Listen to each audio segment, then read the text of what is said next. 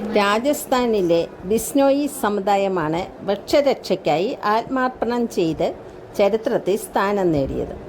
14-ാം നൂറ്റാണ്ടിൽ ജീവിച്ചിരുന്ന ജംബോജി എന്ന ദിവ്യൻ്റെ 29 തത്വങ്ങളിൽ വിശ്വസിക്കുന്ന ഈ കൂട്ടർക്ക് മരുവൃക്ഷമായ ഖേജരി വിശുദ്ധമാണ്.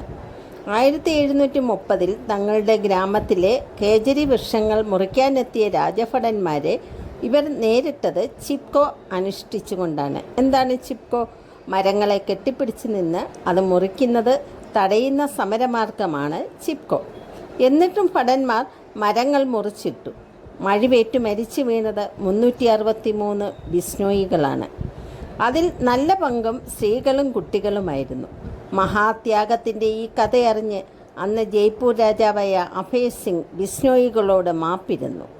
ആ ഗ്രാമം ഇന്ന് ഖേജരി എന്ന പേരിൽ തന്നെ അറിയപ്പെടുന്നു.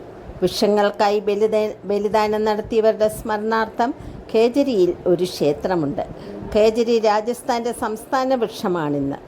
ഈ സംഭവത്തിന് മുമ്പും ശേഷവും വൃക്ഷങ്ങളുടെയും കൃഷ്ണമൃഗങ്ങളുടെയും രക്ഷയ്ക്കായി ഒറ്റപ്പെട്ട നിരവധി ജീവത്യാഗങ്ങൾ ബിസ്നോയികൾ നടത്തിയിട്ടുണ്ട്. വീഡിയോ ഇഷ്ടപ്പെട്ടെങ്കിൽ ലൈക്കും ഷെയറും ചെയ്യുക.